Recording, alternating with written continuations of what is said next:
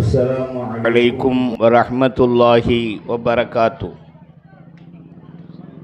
அஸ்ஸய்யிதா ஹலீமத்து ஸஅதியா பெண்கள் அரபிக் கல்லூரி 1ஆம் ஆண்டு ஹாஃபிதா, 1ஆம் ஆண்டு முபல்லிகா, 5ஆம் ஆண்டு ஆலிமா பட்டமளிப்பு விழா, 21ஆம் ஆண்டு தம்ரீனுல் அத்ஃபால், 31ஆம் ஆண்டு ஷம்சுல் புகாரியா நிறைவு விழா. இருபெரும் விழாவுக்கு இந்த நிகழ்ச்சிக்கு முன்னிலை வகித்து கொண்டிருக்கக்கூடிய என்னுடைய ஹஸ்ரத் பெருந்தகை முஹிதீன் ஹஸ்ரத் அவர்களே மற்றும் உலமா பெருமக்களே,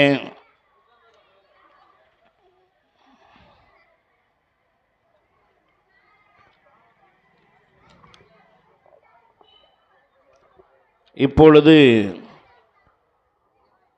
தம்ரீனுல் அத்ஃபால் மதரசா மாணவ மாணவிகள் பங்கு பெறக்கூடிய சிறப்புமிகு பட்டிமன்றம் ஆரம்பமாகிறது. பட்டிமன்றத்தினுடைய தலைப்பு மனிதநேயம் வாழ்கிறதா வீழ்கிறதா. மனிதநேயம் என்றால் என்ன? ஒரு மனிதன் மற்ற மனிதர்களோடு அன்பாக, பாசமாக, நேயத்தோடு நடந்து கொள்ள வேண்டும். அப்படி அவன் எல்லா மனிதர்களோடு நேயத்தோடு நடந்து கொண்டால் மனிதநேயம் வாழ்கிறது என்று அர்த்தம். அவ்வாறு இல்லாமல் மற்ற மனிதர்களோடு போட்டி பொறாமை பிடித்து சண்டையிட்டு கொண்டு சச்சரவிட்டு கொண்டு ஒருவரை ஒருவர் தாக்கி கொண்டு ஏசி பேசி கொண்டு அவன் வாழக்கூடாது, வீழ வேண்டும், அழிய வேண்டும் என்று ஒருவன் நினைத்தால் அது மனிதநேயம் வீழ்கிறது என்று அர்த்தம்.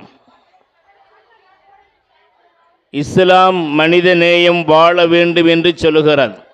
அல்லாஹ் குர்ஆன் ஷரீஃபில் யா அய்யுஹன்னாஸ் இன்னா ஹலக்னாக்கும் மின் தக்கரின் வ உன்சா, மனிதர்களே நீங்கள் அனைவரும் ஒரே ஆண் பெண்ணிலிருந்து படைக்கப்பட்டீர்கள், நாம் உங்களை படைத்தோம் என்று அல்லாஹ் சொல்லுகிறான். இங்கே முஸ்லிம்களே என்று அல்லாஹ் சொல்லவில்லை, மனிதர்களே என்று அழைக்கிறான்.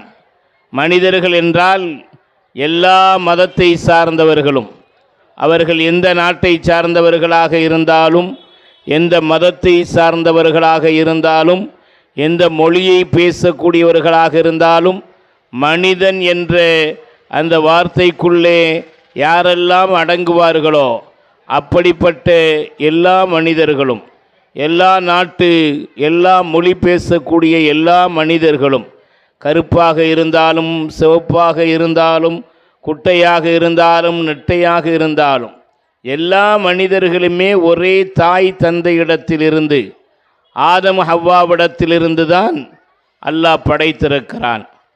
ஒரு தாய் மக்கள் நாம் எல்லோரும் ஒருவருக்கொருவர் அன்பு செலுத்தி மனித நேயத்தோடு வாழ வேண்டும் என்று அல்லாஹ் குர்ஆன் ஷரீஃபிலே சொல்லுகிறான். நபிகள் நாயகம் ஸல்லல்லாஹு அலைஹி வஸல்லம் அவர்கள் சொல்லுகிறார்கள், அல் ஹல்கு ஐயாலுல்லாஹ், படைப்பு எல்லாமே அல்லாஹுடைய குடும்பம்.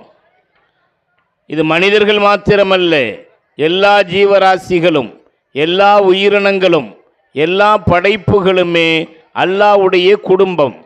ஃபஹப்புல் ஹல்கி இலல்லாஹி, அந்த அல்லாஹ்வுடைய படைப்பிலேயே அல்லாஹ்வுக்கு மிக பிரியமானவர் யார் என்றால் மன் அஹ்ஸன இலா ஐயாலிஹி, யார் அல்லாஹ்வுடைய குடும்பத்திலே பிரியமாக இருக்கிறாரோ, உதவி உபகாரம் செய்கிறாரோ, அல்லாஹுடைய குடும்பமாகிய மனிதர்களுக்கு மற்ற ஜீவராசிகளுக்கு யார் உதவி உபகாரம் செய்கிறார்களோ அவர்கள்தான் அல்லாஹ்வுக்கு பிடித்தமானவர்கள் என்று நபி ஸல்லல்லாஹு அலைஹி வஸல்லம் அவர்கள் சொல்லுகிறார்கள். இன்னொரு ஹதீஸிலே இரஹமு மம்ஃபில் அர்தி இரஹமுக்கு மம்ஃபிஸ் ஸமாயி, பூமியிலே உள்ளவர்களிடத்திலே நீங்கள் இரக்கம் காட்டுங்கள், பிரியம் காட்டுங்கள், வானத்தில் உள்ள அல்லாஹ் உங்கள் மீது பிரியம் காட்டுவான். இந்த ஹதீஸுகளிலெல்லாம் ரசூல் ஸல்லல்லாஹு அலைஹி வஸல்லம் அவர்கள் முஸ்லிம்களிடத்திலே மூமின்களிடத்திலே என்று பிரித்து சொல்லவில்லை. அல்லாஹுடைய படைப்புகள் எல்லாவற்றிடத்திலும் எல்லோரிடத்திலும் எல்லா மனிதர்களிடத்திலும் இரக்கமாக பிரியமாக மனித நேயத்தோடு வாழ வேண்டும் என்று நபி ஸல்லல்லாஹு அலைஹி வஸல்லம் அவர்கள் சொல்லுகிறார்கள். குர்ஆனும் ஹதீஸும் இஸ்லாமும் மனித நேயத்தை வலியுறுத்துகிறது. ஆனால் அந்த மனித நேயம் ரசூலுல்லாஹுடைய காலத்திலே இருந்தது, சஹாபாக்களுக்கு மத்தியிலே இருந்தது. ஒருவருக்கொருவர் உயிரை தியாகம் செய்யக்கூடியவர்களாக இருந்தார்கள், பொருளாதாரத்தை தியாகம் செய்யக்கூடியவர்களாக இருந்தார்கள். சஹாபாக்களுடைய காலத்திலே, இமாம்களுடைய காலத்திலே, இஸ்லாமிய ஆட்சியாளர்களுடைய காலத்திலெல்லாம் அந்த மனித நேயம் இருந்தது. இப்பொழுது அந்த மனித நேயம் இருக்கிறதா, வாழ்கிறதா, வீழ்கிறதா என்பதுதான் பட்டிமன்றம். இப்போ அந்த மனித நேயம் இருக்கிறதா நமக்கு மத்தியில் அப்படிங்கிறதுக்காக வேண்டி பட்டிமன்றம். அதை முடிவாக சொல்ல முடியாது. ஒவ்வொரு இடத்துலையும் ஒவ்வொரு மாதிரி இருக்கும். அது வாழ்கிறதா வீழ்கிறதா என்பதை பற்றி அலசுவதற்காக வாழ்கிறது என்ற தலைப்பிலே பேசுவதற்கு 2 பெண் மாணவிகள், வீழ்கிறது என்ற தலைப்பிலே பேசுவதற்கு 2 மாணவர்கள், வீழ்கிறதுன்னு சொல்கிறதுக்கு 2 மாணவர்கள், வாழுகிறதுன்னு சொல்கிறதுக்கு 2 மாணவிகள். அந்த பிள்ளைகளை பார்த்தாலே தெரியுது மனிதநேயம் வாழுதுன்னு சொல்லி அன்பாக சிரித்து சந்தோஷமாக இருக்காங்க. இவனும் முறைச்சி பார்த்துக்கிட்டே இருக்கிறானுமோ. பட்டிமன்றம்னா என்னப்பா? பட்டினா என்னது மலையாளத்தில்? நாய்க்கு சொல்லுவாங்க. சில பட்டிமன்றத்தில் அந்த மாதிரி குறைச்சிக்கிட்டு இருப்பாங்க. அப்படி இருக்கக்கூடாது. நீங்கள் நல்லா அழகாக பேசணும் என்ன தம்பி? ஒருத்தருக்கு நாகரீகமாக தாக்கி கொள்ளணுமே தவிர சண்டை வர்ற மாதிரி என்ன செய்யக்கூடாது. ஒருத்தருக்கு சண்டை பிடிக்கக்கூடாது. ஒரு இடத்துல சிறந்தவர்கள் ஆணா பெண்ணா, ஆண்களா பெண்களான்னு சொல்லி ஒரு பட்டிமன்றம் நடந்துச்சு. அப்போ பெண்கள் தான் சிறந்தவர்கள் அப்படின்னு சொல்லி பேசக்கூடிய பேச்சாளரில் ஒரு பெண்ணு பேசுனாங்க. பெண்கள் தான் சிறந்தவர்கள், பெண்ணுக்குள்ளே தாங்க ஆண்களே அடக்கம், பெண்ணுக்குள்ளே தான் ஆண் அடக்கம்னாங்க. எப்படி சொல்கிறீங்க பெண்ணுக்குள்ளே ஆண் அடக்கம்னு? நீங்கள் இங்கிலீஷில் பாருங்கள். பெண்ணுன்னு சொன்னால் உமன், ஆணுன்னு சொன்னால் மேன். அந்த மேனுங்கிறது உமனுக்குள்ளே அடங்கிருச்சு. உமன் ஓமேனா? ஓமேன்னா மனிதனே அப்படி ஆயிடக்கூடாதுல்ல, உமன். அதே மாதிரி ஆணுக்கு என்ன சொல்லுவாங்க? மேல். பெண்ணுக்கு ஃபீமேல். ஃபீமேல்னா பெண்ணு. அந்த ஃபீமேலுக்குள்ளே எது அடங்கிருச்சு? மேல் அடங்கிருச்சு. அப்போ யாருக்குள்ளே தான் யார் அடங்கியிருக்கா? பெண்ணுக்குள்ளே தான் ஆண் அடங்கியிருக்கிறாங்க. அதே மாதிரி ஷீனா அவள், ஹீனா அவன். அந்த ஷீக்குள்ளே தான் யார் அடங்கியிருக்கா? ஹீ, அவன் அடங்கியிருக்கான். ஆக யாருக்குள்ளே தான் யார் அடங்கியிருக்கா? பெண்ணுக்குள்ளே தான் ஆண்கள் அடங்கியிருக்கிறாங்க. அதனால் பெண் தான் சிறந்தவள் அப்படின்னு சொல்லி யார் பேசுனா? அந்த பெண்கள்லாம் பேசுனாங்க. இவன் ஆண்கள் தான் சிறந்தவங்க அப்படின்னு பேசுகிறதுக்காக வேண்டி அவங்க அணியிலேருந்து ஒரு ஆண் வந்தார். அவர் சொன்னார், ஆண் தான் சிறந்தவர். எதை வச்சுரா சொல்கிறா? எல்லாத்துலேயும் ஆண் தாங்க இருக்குது. மைக்கை ஆண் பண்ணுன்னு சொல்கிறாங்க, மைக்கை பெண் பண்ணுன்னா சொல்கிறாங்க. எப்படி சொல்கிறாங்க தம்பி? மைக்கை ஆண் பண்ணுங்கன்னு தான் சொல்கிறாங்க. அது ஆம்பளி பேருங்கிறாங்க. பொம்பளி பேருன்னு சொல்கிறாங்களா? அது என்ன சொல்கிறாங்க? ஆம்பளி பேர் தான் சொல்கிறாங்க, பொம்பளை பேருன்னு சொல்கிறது இல்லை. நீங்கள்லாம் கையில் என்ன வச்சுருக்கியா? பெண்கள் பெரிய பெரிய ஃபோன்கள்லாம், ஆப்பிள் ஃபோனு, ஆரஞ்சு ஃபோன்லாம் வச்சுருக்காங்களே, அந்த ஃபோன்லாம் என்ன ஃபோனு? Android phone. பென்ட்ராய்டு ஃபோனு கிடையாது. என்ன ஃபோனு? ஆண்ட்ராய்டு ஃபோனு தான் அவங்க கையில் வச்சுருக்கிறாங்க. அப்போ எல்லாத்துலேயுமே ஆண் தான் இருக்குது அப்படின்னு பேசிக்கிட்டே வரும்போது அந்த பொம்பளை எதிர்த்தாப்பில் உள்ளவங்க சொன்னாங்க, அப்போ மட்டும் பென் ட்ரைவ்னு சொல்கிறீங்களே, என்ன சொல்கிறீங்களே? பென் டிரைவ்னு சொல்கிறீங்களா, அங்கே இங்கே பெண்ணு தானே இருக்குது, அதனால தானே அவ்வளோ வைரஸாக ஏறுதுன்ட்டாமன். பென் டிரைவுக்குள்ளே என்ன வருதான், வைரஸாக ஏறுதுன்னா. இப்படி ஆண்கள் தான் சிறந்தவங்களுக்கு இவர் பாட்டுக்கு நிறைய விஷயம் சொன்னார். கடைசியாக சொன்னார், ஆண் தான் சிறந்தவங்கிறதுக்கு ஆம்புலன்ஸுன்னு வச்சுருக்காங்க. என்ன புலன்ஸ் வைக்கல, பெம்புலன்ஸுன்னு வைக்கல. எப்படி வச்சுருக்காங்கம்மா, ஆம்புலன்ஸு. ஏன் பெண்புலன்ஸுன்னு வைக்கல? பெண்புலன்ஸுன்னு வச்சா அவங்க சோடிச்சு வர்றதுக்கு ரொம்ப லேட் ஆகும். ஆம்புலன்ஸு ரொம்ப அவசரத்துக்காண்டி சீரியஸுக்காண்டி தான் கூப்பிடுவாங்க. அதுக்கு பெண்புலன்ஸுன்னு வச்சா என்ன ஆகும், சோடிச்சு வர்றதுக்கு லேட் ஆயிரும் இல்லையா. அதனால தான் என்ன வச்சுருக்காங்க, ஆம்புலன்ஸுன்னு வச்சுருக்காங்க. இதெல்லாம் வச்சு பார்க்கும்போது ஆண் தான் சிறந்தவங்கன்னு சொல்லி இவர் வாதினார். இப்படி பட்டிமன்றங்களில் சுவாரஸ்யமாக ஒரு அணி இன்னொரு அணியை என்ன செய்வாங்க, வாதாடுவாங்க. அவனுக்கு இவர் ரத்து கொடுத்து, அவர் பேச்சுக்கு இவர் ரத்து கொடுத்து வாதாடுவான். அப்படிலாம் பெரிய பெரிய பட்டிமன்றங்கள்லாம் நடக்கு. நீங்கள் அதுக்கெல்லாம் செலச்சவங்க இல்லை, நீங்களும் நல்ல சிறப்பாக பேசுகிற ஆட்கள் தான். அதனால் நீங்கள் பேச வரணும், நல்ல தைரியமாக பேசணும். அதில் சொன்ன மாதிரி இப்போ மனித நேயம்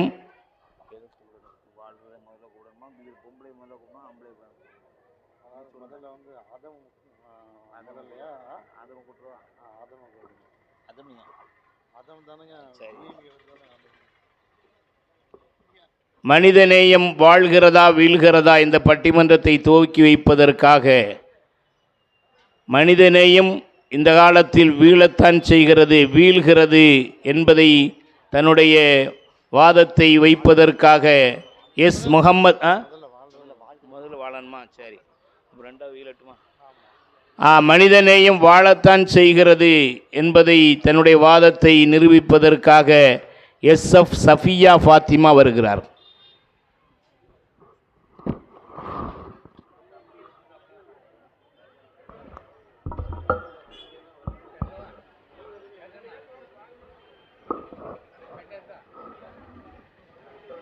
अस्सलामु अलैकुम रहमतुल्लाहि व बरकातुहु।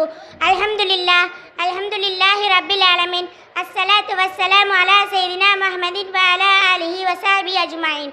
அளவற்ற அருளாளனும் நிகழற்ற அன்புடனுமாகிய அல்லாஹ்வின் திருநாமத்தால் என் உரையை ஆரம்பம் செய்கிறேன்.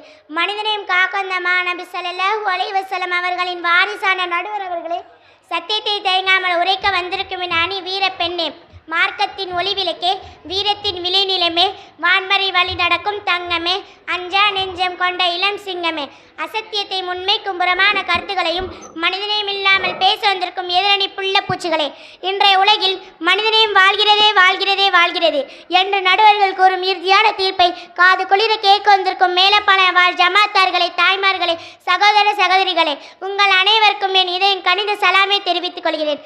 அஸ்ஸலாமு அலைக்கும் ரஹ்மத்துல்லாஹி வ பரகாத்துஹு. நடுவர்களே, பேசலாமா? அன்பான நடுவர்களே, இன்னைக்கு மனிதனையும் இருக்குதா இல்லையா யான்னு கேட்டால் இருக்குது சொல்கிறதன் அறிவாளி சொல்லக்கூடிய பதில். இல்லை இல்லைன்னு அறிவில்லாதவங்க தான் சொல்வாங்க. நடுவர் அவர்களே, இப்போவுமே உங்களுக்கு தெரிஞ்சிருக்குமே யார் அறிவாளி யார் முட்டாளின். ஆனால் நீங்கள் மட்டும் அந்த புள்ளம்பூச்சி சொல்லை கேட்டு அவங்க பக்கம் தீர்ப்பு கொடுத்தீங்கன்னா நீங்கள் ஊருக்காரங்க தெரிஞ்சுக்கோங்க, பார்த்துக்கோங்க. அதனால் எங்கள் ஊர் மக்கள் உங்களை அறிவாளின்னு சொல்கிறதும் இல்லைன்னு சொல்கிறதும் உங்கள் கையில் தான் இருக்குது. கொஞ்சம் யோசித்து முடிவெடுங்க. நான் விஷயத்துக்கு வரேன். நடுவர் அவர்களே, இந்த உலகத்தில் மனுஷங்க வாழ்கிற வரைக்கும் மனிதனே வாழ்ந்துக்கிட்டு தான் இருக்குது. அந்த காலத்திலிருந்து இந்த நவீன காலம் வரைக்கும் மனிதனே ஒரு சில சம்பவங்கள் நடந்தாலும் மனிதனே இன்னும் வாழ்ந்துக்கிட்டு தான் இருக்குது, அழிந்து போகலை. உலகத்தில் மனிதனே இன்னும் வாழ்ந்துக்கிட்டு தான் இருக்கிறதுக்கு ஏராளமான உதாரணங்களை என்னால் சொல்ல முடியும். நடுவர் அவர்களே, வரிசையாக அடுக்கிறேன், ஒன்றுடாமல் எல்லாத்தையும் நோட் பண்ணுங்கள். உங்ககிட்ட இருக்க 2 புள்ளம்பூச்சிகளும் ஏதாவது ஒன்று செஞ்சு உங்கள் கவனத்தை திருப்ப நினைப்பாங்க. கொஞ்சம் உஷாராக இருந்து நான் சொல்கிற பையனை நோட் பண்ணுங்கள். 2004 வருஷம் டிசம்பர் மாதம் 26ஆம் தேதி நடந்த சுனாமியை பற்றி நமக்கெல்லாம் தெரியும். அந்த சுனாமியில் பாதிக்கப்பட்ட மக்களுக்கு எந்த ஜாதியும் பார்க்கல, எந்த மதமும் பார்க்கல, எந்த நிறமும் பார்க்கல, எந்த மொழியும் பார்க்கல, எந்த பாகுபாடும் பார்க்காம நம்ம சமுதாயம் உதவுச்சு. அது மனிதநேயம் இல்லையா? குஜராத்தில் கடுமையான பஞ்சம் ஏற்பட்ட நேரத்தில் உடுக்க ஆடைகளையும் உண்ண உணவுகளையும் பணத்தையும் கொடுத்து நம்ம சமுதாயம் உதவுச்சு. அது மனிதநேயம் இல்லையா? அது மட்டுமா, ஊனமுற்றவங்களுக்கு பஸ்ஸில் தனிச்சீட்டு கொடுத்துருக்குறோமே, இது மனிதநேயம் இல்லையா? இந்த 2 புள்ளம்பூச்சிகளுக்கும் 2 சீட் கொடுத்து நடுவர்கிட்ட உட்கார வைத்திருக்கிறோமே, இது மனிதநேயம் இல்லையா? இலங்கை, பாலஸ்தீன் போன்ற பகுதிகளில் அப்பாவி பொதுமக்களும் தாக்கப்பட்டு கொல்லப்பட்ட நேரத்தில் முகம் தெரியாத அவங்களுக்கு பாதுகாப்பும் கிடைக்கணும்னு சொல்லி நோன்புன்னு கூட பார்க்காம, வேலைன்னு கூட பார்க்காம எல்லோரும் ஆர்ப்பாட்டம் செஞ்சாங்களே, அநீதிக்கு எதிராக குரல் கொடுத்திருக்கிறாங்களே, அது மனிதநேயம் இல்லையா? அது மட்டுமா, உயிருக்கு போராட எத்தனையோ நோயாளிகளுக்கு சுகம் கிடைக்கணும்னு சொல்லி நாம் இளைஞர்கள் தன் உடம்பில் உள்ள இரத்தத்தை கொடுத்து இரத்த தானம் செஞ்சிருக்கிறாங்களே, இது மனிதநேயம் இல்லையா? ரேடியோவில் வேலை செஞ்ச தென்கட்சி கோ சுவாமிநாதன் கூட தனக்கு ஏற்பட்ட அனுபவத்தை சொல்கிறாரு, கேளுங்க. அதை கேட்ட பிறகு இந்த 2 புள்ளம்பூச்சிகளும் எந்த மூஞ்சி வச்சுட்டு பேச போகிறாங்கன்னு பார்க்கும். ஒரு நாள் ஈவினிங் நேரத்தில் திருநெல்வேலி ஹைக்ரன் ஹாஸ்பிட்டல்லேருந்து ஃபோன் வந்துச்சு. வடமாநிலத்திலிருந்து வந்த சுற்றுலா பஸ்ஸும் லாரியும் நேருக்கு நேர் மோதி விபத்தாகிடுச்சு. விபத்தில் அடிப்பட்டவங்களுக்கு உடனே ரத்தம் வேணும், அதனால் ரத்தம் கொடுக்க விருப்பம் உள்ளவங்க உடனே ஆஸ்பத்திரிக்கு வாங்கன்னு சொல்லி ரேடியோவில் அறிவிப்பு செய்யுங்க அப்படின்னு ஹைக்ரன் ஆஸ்பத்திரியோட பெரிய டாக்டர் சொன்னான். நாங்களும் உடனடியாக ரேடியோவில் அறிவிப்பு செஞ்சோம். சரியாக 20 நிமிஷம் தான் கழிஞ்சிருக்கும். மறுபடியும் ஹைக்ரன் ஆஸ்பத்திரியோட பெரிய டாக்டர் ஃபோன் பண்ணி, தயவு செஞ்சு அடுத்து யாரும் ரத்தம் கொடுக்க ஆஸ்பத்திரிக்கு வர வேண்டாம்னு சொல்லுங்கள், இங்கே எங்களால் கூட்டத்தை கட்டுப்படுத்த முடியலை, அந்த அளவுக்கு ரத்தம் கொடுக்க கூட்டம் அதிகமாயிடுச்சு அப்படின்னு சொன்னார். நடுவர் அவர்களே, பார்த்தீங்களா, அடுத்தவங்களோட உயிரை, அது யாரும் தெரியாத மக்களை உயிரை காப்பதற்கு நம்ம இளைஞர்கள் எவ்வளோ போட்டி போடுறாங்க. மனிதனையும் இன்னும் வாழ்ந்துக்கிட்டு தான் இருக்கிறதுக்கு இதைவித உதாரணங்கள் தேவையா? நடுவர் அவர்களே, மனிதனையும் இன்னும் வாழ்ந்துக்கிட்டு தான் இருக்கிறதுக்கு எங்கள் ஊர் மேலப்பாளைய மிகப்பெரிய ஆதாரம் என்னன்னு கேட்குறீங்களா? எங்கள் ஊரில் யாராவது உடம்பு சரியில்லாமல் ஹாஸ்பிட்டலில் சேர்த்துருந்தாங்கன்னா உடனே அந்த வீட்டுக்காரங்க நம்ம ஆலிம்சாட்டை வந்து சொல்லுவாங்க. நம்ம ஆலிம்சாவும் தொழுகை முடிஞ்ச பிறகு அவங்க பேரே சொல்லி துவா செய்வாங்க. ஊர் மக்கள் எல்லோருமே துவா செய்வாங்க. அவர் சுகமாகி அடுத்த நாளே வீடு திரும்பிடுவார். இப்படி எத்தனை பேர் சுகமாகி வீடு திரும்பிக்கான்னு தெரியுமா? மனிதனையும் இன்னும் வாழ்ந்துக்கிட்டு தான் இருக்கிறதுக்கு இதை விட உதாரணங்கள் வேணுமா? மனிதனையும் செத்து போச்சு. இந்த 2 புள்ளப்பூச்சிகளும் பேச வந்துட்டாங்களே. இன்றைக்கி நம்ம சமுதாயத்தை பண வசதி உள்ளவங்க எவ்வளோ உதவி செய்கிறாங்க, இல்லை இவங்க கண்ணுக்கு தெரியலையா? எத்தனையோ ஏழை குடும்பங்களை கரை ஏற்றுறாங்க, எத்தனையோ பேரை படிக்க வைக்கிறாங்க, எத்தனையோ குடும்பங்களுக்கு மறுவாழ்வு கொடுக்குறாங்க, எத்தனையோ மைசா கணக்கு பண உதவி செய்கிறாங்க. இதெல்லாம் மனிதநேயமா இல்லை மண்ணாங்கெட்டி நேயமா? உலகத்தில் மிகப்பெரிய பணக்கார பில்கேட்ஸ் நமக்கெல்லாம் தெரியும். ஒருத்தவங்களோட மிகப்பெரிய ஆசை என்னன்னு கேட்டாங்க. அவர் என்ன சொன்னார் தெரியுமா? உலகத்தில் மலேரியாவை ஒழிக்கணும், கல்வி சீர்மற்ற ஏழைகளுக்கு கிடைக்க உதவி செய்யணும் அப்படின்னு சொன்னார். அது மட்டுமல்ல, சீனாவைச் சேர்ந்த 88 வயது தொழிலதிபர் ஒருவர் தன்னுடைய 12 கோடி சொத்தையும் அறக்கட்டளைக்கு உயர் எழுதி வைத்தார். இப்படி செய்தியெல்லாம் கேட்ட பிறகும் மனிதனையும் வீழ்ந்துச்சு எப்படி பேச வந்தாங்கன்னே தெரியலை. ஏன்பா புள்ளப்பூச்சிகளா, உங்களுக்கு மனிதநேயம் என்னன்னு தெரியுமா? இல்லை குர்டாம்பொகல பேச வந்துட்டிங்களா?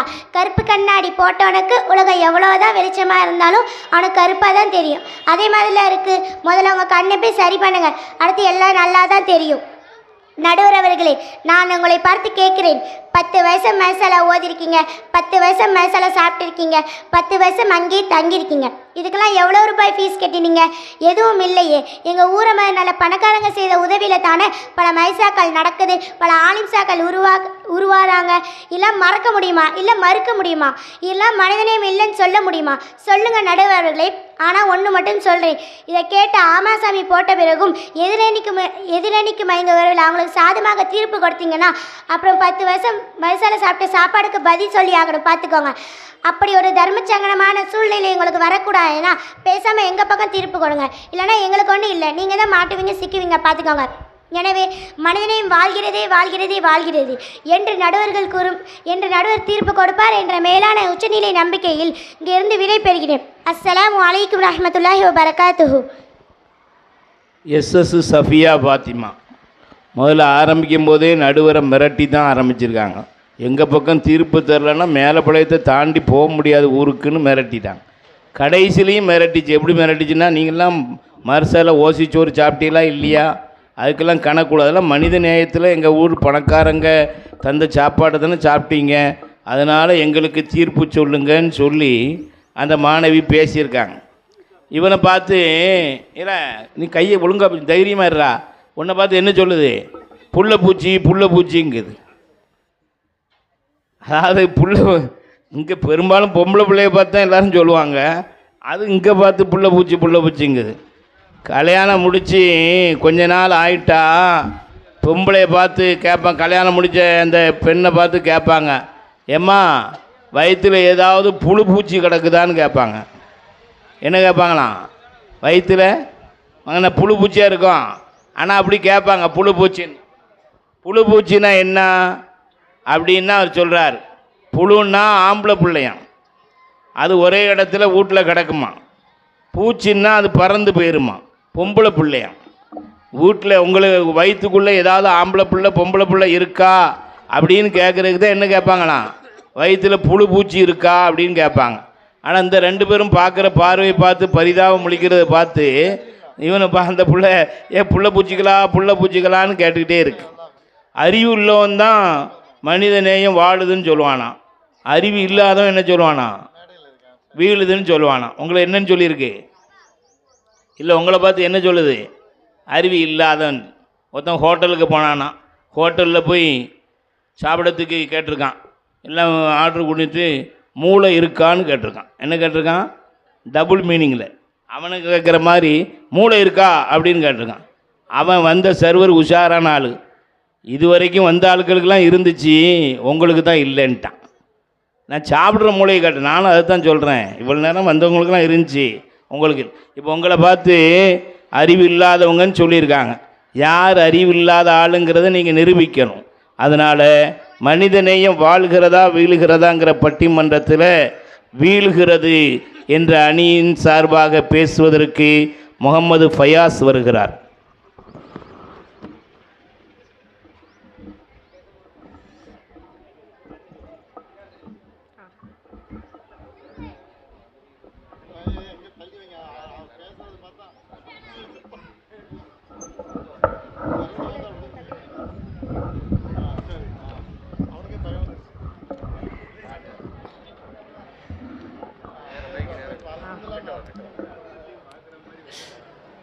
அஸ்ஸலாமு அலைக்கும் வரஹ்மத்துல்லாஹி வபரகாத்துஹு. அல்ஹம்துலில்லாஹி ரபில் ஆலமீன். அஸ்ஸலாத்து வஸ்ஸலாமு அலா சையதினா முஹம்மதின் வஅலா ஆலி சையதினா முஹம்மதின் வபாரிக் வஸல்லிம் அலைக். இன்றைய காலத்தில் மனிதநேயம் வாழ்கிறதா வீழ்கிறதா என்ற அருமையான தலைப்பில் பட்டிமன்றம் நடந்து கொண்டிருக்கிறது. அல்ஹம்துலில்லாஹ். இன்றைய காலத்தில் மனிதநேயம் வாழவில்லை, வீழ்ந்து விட்டது என்று எதிரணி மூவண்ணாயனாக்களுக்கு நல்ல மண்டையில் உரைக்கிற மாதிரி நான் சொல்ல வந்திருக்கேன். அடுத்தவர்களே, இவங்களை பார்த்து மூவண்ணாயிரக்கன்னு சொல்கிறனால எங்கள் மூளை இல்லாதவங்க நினச்சாதீங்க, அப்படிலாம் சொல்லலை. இந்த அவைக்கு சுவையாக வீற்றிருந்து எங்களின் சத்திய கருத்துக்களை கேட்டறிந்து எதிரணியின் மீது தோல்வியை விட்டறிந்து நியாயமாக நீதியாக மனிதநேயம் வீழ்கிறதே வீழ்கிறதே வீழ்கிறதே என்று தீர்ப்பு வழங்குவதற்காக காத்திருக்கும் பேட்டையின் சிங்கம் சொக்குவார் தங்கம் அறிவின் அங்கம் எங்களின் அன்பான நடுவர்களே, உலக நடப்பு தெரியாமல் உலர வந்திருக்கும் எதிரணி மூவண்ணாயனாக்களே, இவங்க செய்யக்கூடிய அடாவணித்தனங்களை அடுக்க இருக்கும் எனது அணி வீரனே மற்றும் மேலப்பால இளைஞர்களே இளைஞிகளே, வருங்கால ஹாஜிமார்களே, உங்கள் அனைவருக்கும் என் சலாத்தை காணிக்கையாக்கி என் வாதத்திற்கு வருகிறேன். அஸ்ஸலாமு அலைக்கும் வரஹ்மத்துல்லாஹி வபரகாத்துஹு. நடுவர் அவர்களே, எதிரணிங்க ரெண்டு பேரும் என்னமோ எல்லாம் தெரிஞ்ச மாதிரி பேச வந்துட்டாங்க. முன்ன பின்ன பேப்பர் படிச்சிருந்தானே எல்லாம் தெரியும். சும்மா பேப்பரை விடிச்சு வச்சுக்கிட்டு அதில் இருக்கிற படத்தை மட்டும் பார்த்தா எப்படி தெரியும்? ஒன்றும் தெரியாது. நடுவர் அவர்களே சொல்ல தூங்கல முடிச்சுதாமல இருக்காமல சொல்லலாம். இந்த காலத்தில் மனிதநேயங்கிறது எழுதுறதுக்கும் பேசுகிறதுக்கும் உள்ள விவாத பொருளாக மட்டுமே இருக்கிறத நாம் பார்க்குறோம். எழுதுறதுக்கும் பேசுகிறதுக்கும் மட்டும்தான் மனிதநேயம் இருக்குதே தவிர செயலில் இல்லை. இந்த காலத்தில் எல்லாத்துக்கும் மெயின் பணம். நிறையா பணம் சம்பாதிக்கணும்.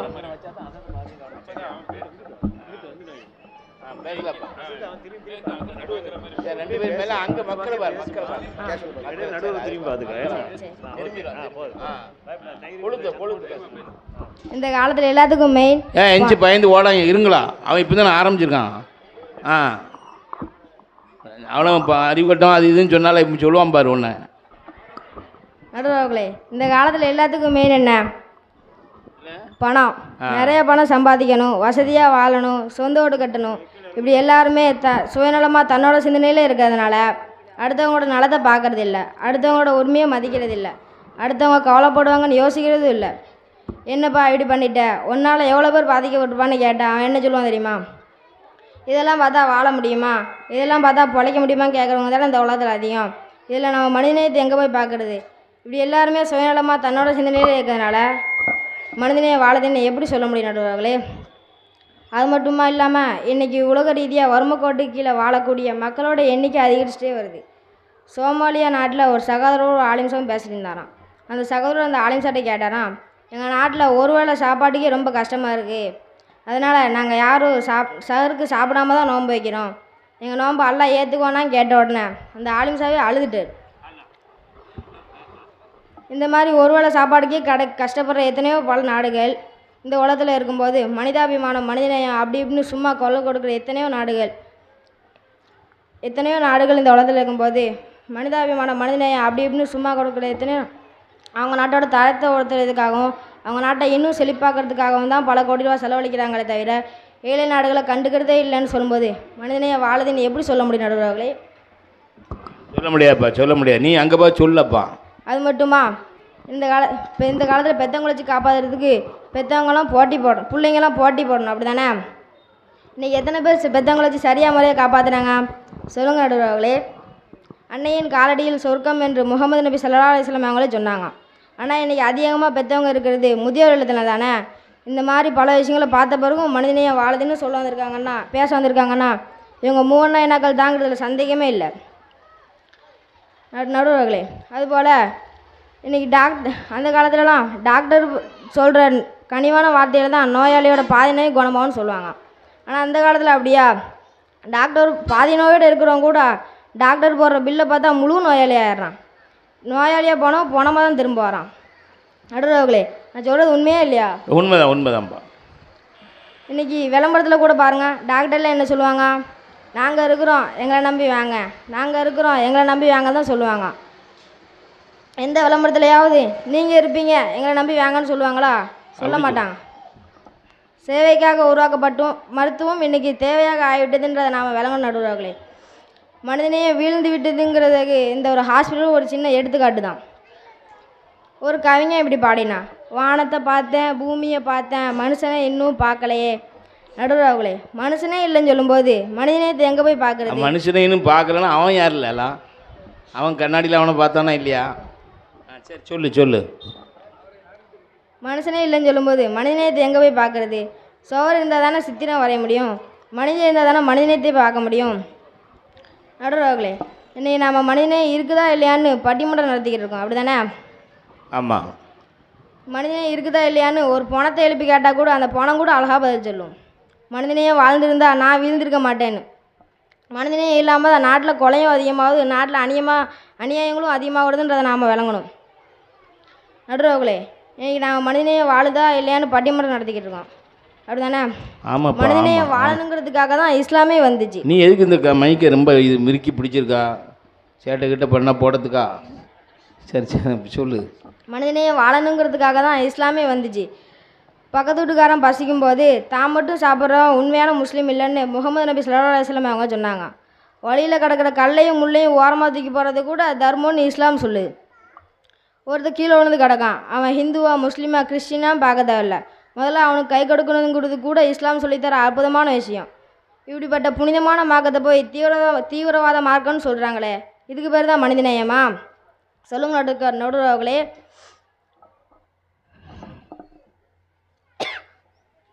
சொல்லுங்க நடுவர்களே. சரி சொல்லுப்பா. இல்லை வேணாம், நீ பிடிச்சிக்கிட்டே பேச. புனிதமான இஸ்லாத்துக்கு இவ்வளோ பெரிய கெட்ட பேரை ஏற்படுத்தி கொடுத்துருக்காங்களே, அவங்களுக்கு போய் எதிரணி மூணு இனங்கள் 2 பேரும் சப்போர்ட் பண்ணி பேச வந்திருக்காங்கன்னா இவங்களும் உங்களுக்கு யாருன்னு தெரிஞ்சுக்கணும்னு நினைக்கிறேன். மஃப்தாவை மட்டும் போட்டேன்னு தான் பார்த்தாது. மஃப்தாக்குள்ள முடி இருக்கிற மாதிரி முடிக்குள்ள கொஞ்சம் அதுவும் இருக்கணும். எதுலா எருல இருக்கணும். நாங்கள் ஆரம்பத்துலேயே சொன்னோம் போடுவோம். பத்தியா சொல்லிட்டா மத்தியா உனக்கு ஒரு கதை ஒன்று சொல்லுவாங்க. வயசான ஒரு தாத்தா, அந்த தாத்தா மேலே சோறு விழுந்து அவர் இறந்து போயிட்டார். உடனே அந்த சுவர் கட்டின கொத்தனார் மேலே கேஸ் போடுறாங்க. அந்த கொத்தனார் சொல்கிறான், என் மேலே எந்த ஒரு தப்பும் இல்லை, தண்ணியையும் சிமெண்ட்டையும் குழச்சவன் மேலே தான் ஏதோ தப்பு பண்ணிட்டான், வேணா அவன்கிட்ட கேளுங்க அப்படின்னு சொன்னானாம். உடனே அவன் மேலே கேஸ் போடுறாங்க. என் மேலே எந்த ஒரு தப்பும் இல்லை, நான் தண்ணி ஒழுங்காக தான் ஊற்றினேன், பானையோட வாய் அகலமாக இருந்துச்சு, அதனால தான் இப்படி ஆயிடுச்சின்னு சொன்னானாம். உடனே அந்த பானை செஞ்சவன் மேலே கேஸ் போடுறாங்களாம். அந்த பானைக்காரன் சொல்கிறான், என் மேலே எந்த ஒரு தப்பும் இல்லை, அந்த பக்கமாக ஒரு நாட்டியக்காரி போனா அவளை பார்த்தேன், அதனால தான் இப்படி ஆயிடுச்சு அப்படின்னு சொன்னானாம். உடனே அந்த நாட்டியக்காரி மேலேயும் கேஸ் போடுறாங்களாம். நான் வண்ணாண்ட துணி துவைக்க கொடுத்துருந்தேன், அதை வாங்குறதுக்காக தான் அந்த பக்கமாக போனேன், வேணா நீங்கள் அவன்கிட்ட கேளுங்க அப்படின்னு சொன்னானா. அந்த வண்ணா மேலேயும் கேஸ் போடுறாங்களாம். அந்த வண்ணான் சொன்னானா, நான் துணி துவைக்கக்கூடிய கல் மேலே ஒரு முனிவர் தவம் செஞ்சுட்டு இருந்தார், வேணா நீங்கள் அவர்கிட்ட கேளுங்க அப்படின்னு சொன்னானாம். அந்த முனிவர்கிட்ட போய் கேட்கும்போது அவர் அமைதியாக இருந்தாராம். உடனே அவர் தான் இந்த தப்பு செஞ்சுருப்பாருன்ட்டு அவரை கொண்டுட்டாங்களாம். பார்த்தீங்களா நடுவர்களே, நிதியை கொடுத்து நீதியை வாங்குற காலம் இது. இந்த காலத்தில் போய் மனிதனையே எங்கே போய் நம்ம பார்க்குறது? அது மட்டும் இல்லாமல் நம்மளுடைய வயிறு நடையணும், நம்ம வீட்டில் உள்ளவங்களோட வயிறு நடையன்னு நினைக்கிறேன். நம்ம வீட்டுக்கு வெளியில் உள்ளவங்களுடைய வயிறு நடைய நினைக்கிறோமா? நம்மளுடைய மேலதிகாரிகளுக்கு எவ்வளோ மரியாதை கொடுக்குறோம், அதில் ஒரு பாதியாவது நம்ம வீட்டுக்கு நம்மளுடைய கீழ் அதிகாரிகளுக்கு கொடுக்குறோமா? கீழ் அதிகாரியா? சரி, சொல்லு. இந்த கடையில் துணி வாங்குவோமா, அந்த கடையில் துணி வாங்குவோமான்னு தேடி அலைஞ்சு வாங்குறதுக்கு ஒரு நாள், வாங்கின சேலை பிடிக்கலன்னா அதை மாற்றுறதுக்கு இன்னொரு நாள், நோம்புக்கு கூட லீவு போட்டுட்டு விதவிதமாக சொகுசாக துணிகளை கொடுக்குற நம்ம வீட்டுக்கு வெளியில் ஒரு மாத துணி கூட இல்லாமல் இருக்காங்களே, அவங்கள பற்றி என்றைக்காவது யோசிச்சிருக்கோமா? இந்த மாதிரி பல விஷயங்களை பார்த்த பிறகும் யாராவது மனிதனையே வாழுதுன்னு சொன்னால் அவங்களும் இவங்கள போல் மூணா இனாக்களாக தான் இருக்குன்னு சொல்லி என் வாதத்தை நிறைவு செய்கிறேன். அஸ்ஸலாமு அலைக்கும். இல்லை, மூணா ஈனாலும் கொட்டையாக சொல்லிட்டு போனால் என்னடா தெரியும்? ஒவ்வொருத்தரும் அது மாதிரி ஒவ்வொன்றா யோசிப்பாங்களா. மூணா ஈனானா என்னன்னு சொல்லலை, அப்படி தானே? அந்த காலத்தில் மாத்திரையில் தானா ஆனான்னு போட்டிருக்கோம், அது மாதிரி கிபி கிமுன்னு போட்டிருக்கோம். ஒரு பையன்கிட்ட கேட்டாங்களாம், இந்த கிமு கிபின்னு போட்டிருக்க அதுக்கு என்ன அர்த்தம்னு. அவன் சொன்னானா, கிறுக்கு பிடிக்கிறதுக்கு முன்னாடி கிறுக்கு பிடிச்சதுக்கு பின்னாடின்னா. இல்லை அப்படி இல்லைல்ல, கிறிஸ்து பிறப்பதுக்கு முன்னாடி அப்படியா, நான் கிமு கிபின்னு அப்படி நினச்சின். அதே மாதிரி மாத்திரைகள்லாம் கவர்மெண்ட்டில் தர்ற மாத்திரைகள்லாம் என்ன போட்டிருப்பான், தானா ஆனான்னு போட்டிருப்பான், அப்படி தானே? அது என்ன நோய்க்குன்னு போனாலும் அந்த மாத்திரை தருவான், அதில் என்ன போட்டிருக்கோம், தானா ஆனான்னு. அதுக்கு என்னங்க அர்த்தம்னு கேட்ட கொடுத்துன்னு சொன்னாலாம், தலைவிதியே அவ்வளோதான், என்ன நோயினாலும் இந்த மாத்திரை தருவான், தலைவிதியே அவ்வளோங்க. தலைவிதி அவ்வளோன்னு அர்த்தம் இல்லைங்க, தமிழ்நாடு அரசுன்னு அர்த்தம்னு சொன்னானா. நீ அப்படி ஒவ்வொருத்தரும் தப்பாக விளங்கிடுவானே. நீ இந்த ரெண்டு பேரையும் பார்த்து மூணா ஈனான்னு சொல்லிட்டு போனே, அதுக்கு என்ன அர்த்தம்? அது ரகசியமாக இருக்கட்டும். என்ன மூளை இல்லாதவங்கன்னு அர்த்தம். முதல்ல ஆனா ஈனா, இப்போ மூணா ஈனா. அவங்கள பார்த்து நீ அப்படி சொல்லிட்டா. தம்பி ஃபயாஸ் அழகாக பேசினார். அண்டை வீட்டுக்கு சால்னா காய்ச்சி கொடுக்க சொல்லி ரசூல்லா சொல்லியிருக்காங்க. இன்றைக்கி சால்னாலாம் வைக்காமல் கட்டியாக சால்னா வச்சு நல்ல தனியாக தின்னுட்டு சட்டி கழுவுன தண்ணியை தான் பக்கத்து வீட்டில் ஊற்றி விட்றாளுவோ, எங்கே மனிதனே இருக்குது அப்படின்னு சொல்லி பேசினார். டாக்டர்கிட்ட போனால் முதல்ல போனவுடனே அவர் செதாஸ்கோப்பை எடுத்து நெஞ்சில் தான் வைக்கார். நெஞ்சில் வைக்கிறார் இல்லை, அது பாக்கெட்டுக்குள்ளே ரூபா எவ்வளோ இருக்குன்னு அப்படின்னு ஈஸியாக பார்த்துடுறாராம். அதுக்காண்டி அங்கே வைக்கிறாராம். இங்கே டாக்டர்கள்ட்ட அந்த மனிதனே இருக்கவா செய்யுது அப்படின்னு சொல்லி தம்பி கேட்டார். ஒரு டாக்டரு, ரொம்ப அனுபவசாலியான டாக்டரு, அவர்கிட்ட ஒரு நோயாளி பல வருஷமாக பார்த்துக்கிட்டு இருக்கார். ஒரு நோய்க்கு பல வருஷமாக பார்த்துக்கிட்டே இருக்கார். அவர் கைராசி டாக்டர்னால் அவர்கிட்ட தான் அவர் வருவார். இப்போ அந்த டாக்டருக்கு வயசாகி போச்சு. அவர் மகன் டாக்டர் ஆகிட்டார். அவர் மகன் என்ன செய்யிட்டார், டாக்டர் ஆகிட்டார். இப்போ அந்த டாக்டர்கிட்ட மகன் டாக்டர்கிட்ட அந்த பழைய நோயாளி வாரார்.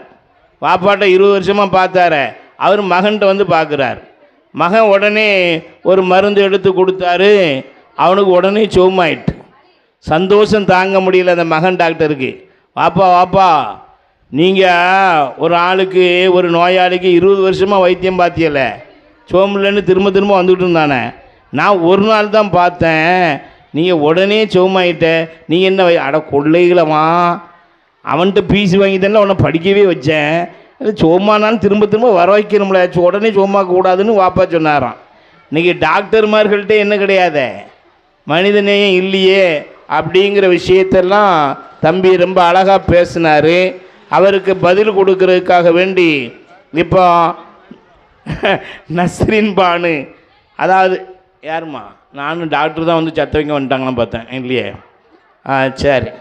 இப்போ மனிதநேயம் வாழ்கிறது என்ற தன்னுடைய அணிக்கு வலு சேர்ப்பதற்காக நஸ்ரின் பானு ஈன்னு வாமா.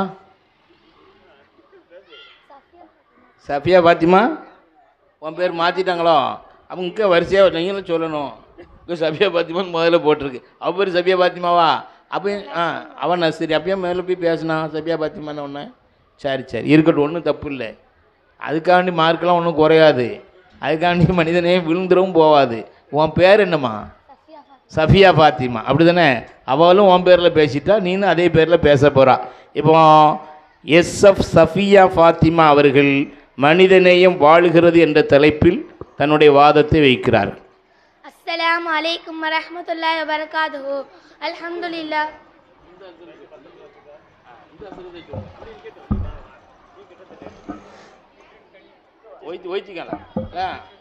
அப்பா அப்படியே தெரு வரைக்கும் கொண்டு போயிடுவா போல. அல்ஹம்துலில்லாஹ் அல்ஹம்துலில்லாஹி ரப்பில் ஆலமீன். இவனுக்கு கதி கலங்குது. நான் அந்த புள்ள நிறைய பேசணும்னா பயந்துட்டான். நான் பயப்படுறியா? ஸலாத்து வஸ்ஸலாம் அலா சய்யிதினா முஹம்மதின் வ அலா ஆலிஹி வ அஸ்ஹாபிஹி அஜ்மஈன். ஆரம்பமாக படைத்த இறைவனாம் அல்லாஹ்வை புகழ்ந்து என் வாதத்தை தொடங்குகிறேன். நீதியை பற்றி என்னிடம் ஒரு கவிதை எழுத சொன்னால் நான் நடுவரும் தான் எழுதுவேன். நீதத்தின் உருவமான அழகான அறிவான அன்பான அப்படியா சிறப்பான அப்படி சொல்லிக்கிட்டே முடிஞ்சிடும். உண்மையான கருத்துக்களை உறுதியாக சொல்லி இங்கே அமர்ந்திருக்கும் என் அணியின் துணிச்சலான வீர பெண்ணே, குர்பானி கடாவை போல திருத்திருன்னு முடிச்சுக்கிட்டு இருக்கும் அப்படி பார்க்காதன்னு சொன்ன மற்றும் இங்கே கூடியிருக்கும் யங் பாய்ஸ் அண்ட் யங் கேர்ள்ஸ்களே மற்றும் ஏக்கமான துக்கமான இந்த நேரத்திலையும் கூட மார்க்கமான விஷயத்தை மூர்க்கமாக கேட்பதற்கு இங்கே கூடியிருக்கும் மேலப்பாளையத்துக்கு பெருமை சேர்த்து கொண்டிருக்கும் பெரியோர்களே, தாய்மார்களே, எஸ்வி காஜா சிறுத்தவர்களே, அப்படி சேர்த்துக்க சொல்லுங்க. உங்கள் அனைவருக்கும் என் பணிவான சலாமை கூறி என் அதிரடியான வாதத்தை தொடங்குகிறேன். அஸ்ஸலாமு அலைக்கும் வரஹ்மத்துல்லாஹி வபரகாத்துஹு. நடுவர் அவர்களே, எதிரணியிலிருந்து குட்டக்கத்திற்கு ஒன்று வந்துச்சு. வானத்தை பார்த்த, பூமியை பார்த்த, மனுஷனை இன்னும் பார்க்கல அப்படின்னு காந்தி காலத்தில் பாட்டு ஒன்று பாடுச்சு. இதெல்லாம் ஓல்டு நடுவர்களே, எங்களுக்கும் பாட தெரியும். வானம் பெருசுடா, பூமி பெருசுடா, அதுக்கும் மேலே நட்பு பெருசுடா. இதுதான் லேட்டஸ்ட்டு. நடுவர்களே, இன்னைக்கு நட்பு இல்லாமல் யாராவது இருக்காங்களா? வாப்பா, பாப்பா, அம்மா, அண்ணன், தங்கச்சி, மனைவி, மக்கள் இல்லாதவனை கூட பார்க்கலாம். ஆனால் ஃப்ரெண்ட்ஸுங்க இல்லாதவனை யாருமே பார்க்க முடியாது. அந்த அளவுக்கு எல்லாத்துக்குமே நட்பு இருக்குது. என்னமோ உலகத்தில் மனிதனையுமே இல்லைன்னு இந்த எல்கேஜி பிள்ளைங்க பேச வந்துட்டாங்க. எல்கேஜி படிக்கா இன்னைக்கு இந்த நட்புனால எத்தனை பேர் வாழ்ந்துக்கிட்டு இருக்காங்க தெரியுமா? நடுவர்களே, ஃப்ரெண்டுக்கும் கரண்டுக்கும் என்ன வித்தியாசம் தெரியுமா? கேள்றா, நல்லா கேள்றா. உனக்கு உயிரை எடுக்கிறது கரண்டு, உயிரை கொடுக்கிறது ஃப்ரெண்டு. உடம்ப போட்டு பரண்டுறது பரண்டு. அவசரத்துக்கு உதவாத ஃப்ரெண்டு, அவசரத்துக்கு உதவாத கரண்டு, அவசரத்துக்கு உதவான் ஃப்ரெண்டு. இன்னைக்கு நிறைய பேர் வாழ்றதுக்கே இந்த நட்பு தான் காரணமாக இருக்குது. கொஞ்சம் வருஷத்துக்கு முன்னால் ஒரு சம்பவம் நடந்துச்சு. ஒருத்தனுக்கு கிட்னி பிரச்சனை ஏற்படுச்சு. அந்த நேரத்தில் அவனுடைய நண்பன் தான் ஓடி வந்து, என் நண்பனுக்கு கிட்னி பிரச்சனையா, நான் என் கிட்னியை தரேன் அப்படின்னு சொல்லி கொடுத்தான். இது மனிதநேயம் இல்லையா? நடுவர்களே, நண்பனுக்காக கிட்னியை கொடுத்தா இன்னொரு நண்பன் அட்லீஸ்ட் சட்னியை கூட கொடுக்காத எதிரணி புள்ள பூச்சிங்களுக்கு கிட்னியை பற்றி என்ன தெரியும்? என்னமோ உலகத்தில் மனிதனையும் வீலுன்னு பெருசாக பேச வந்தாங்க. அரண்டவன் கண்ணுக்கு இரண்டதெல்லாம் பேயின்னு சொல்லுவாங்க. அரண்டு பேய் பிடிச்ச மாதிரி இருக்கிற எதிரணி புள்ள பூச்சிங்களுக்கு ஏதாவது ஓதி அவங்க தலையில் கொஞ்சம் தண்ணியை தெளிச்சு விடுங்க. அப்பவாவது தெளிவாகலாங்களான்னு பார்ப்போம். பக்கத்தில் இருக்கியா, தண்ணி தெளிச்சு விடுங்க. அது மட்டும் இல்லாமல் ஒரு சமயம் பாகிஸ்தான்லேருந்து ஒரு ஃபேமிலி வந்துச்சு. அவங்க குழந்தைக்கு சிகிச்சை பண்ணுறதுக்காக இந்தியாவுக்கு வந்துச்சு. அந்த குழந்தைய சென்னையில் இருக்கிற ஒரு ஆஸ்பத்திரியே சேர்த்தாங்க. அந்த குழந்தைக்கு இதயம் பாதிக்கப்பட்டு ஃபுல்லாக டேமேஜ் ஆகிடுச்சு. டாக்டர் சொன்னாங்க பாகிஸ்தான் சிறுமிக்கு உடனே இதயத்தை மாற்றணும் அப்படின்னு. அந்த நேரத்தில் துர்கான்னு ஒரு குழந்தை தீயில கருகி காயமடைஞ்சு அந்த ஆஸ்பத்திரியே சேர்த்தாங்க. தீயில கருகுன அந்த குழந்தையோட உயிர் படைக்கிறது ரொம்ப கஷ்டம்னு டாக்டர் சொன்னாங்க.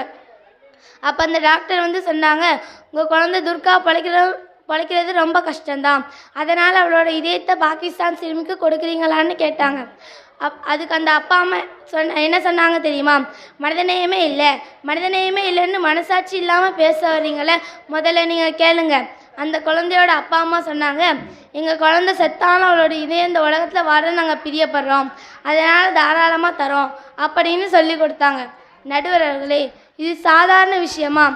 தங்களோட குழந்தை இறந்து போகன்னு நினைக்கிற அந்த நேரத்தில் கூட அடுத்த குழந்தையோட உயிரை காப்பாற்றுறாங்களே, இந்த மாதிரி மிகப்பெரிய மனிதநேயத்தை நம்மளால் பார்க்க முடியுமா?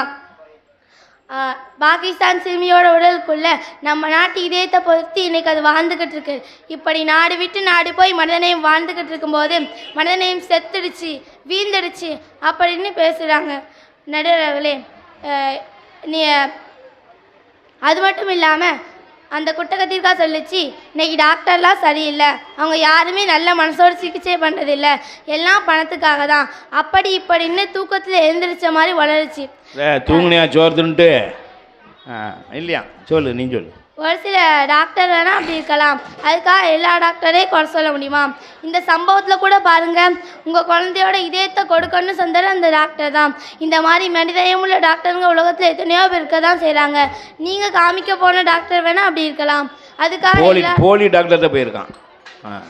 அதுக்காக எல்லா டாக்டரையும் குறை சொல்ல முடியுமா? அது மட்டும் இல்லாமல் இன்றைக்கி ஒரு விபத்து நடந்துச்சுன்னா அந்த வழியாக போகிற எத்தனை பேர் உதவி செய்வாங்க.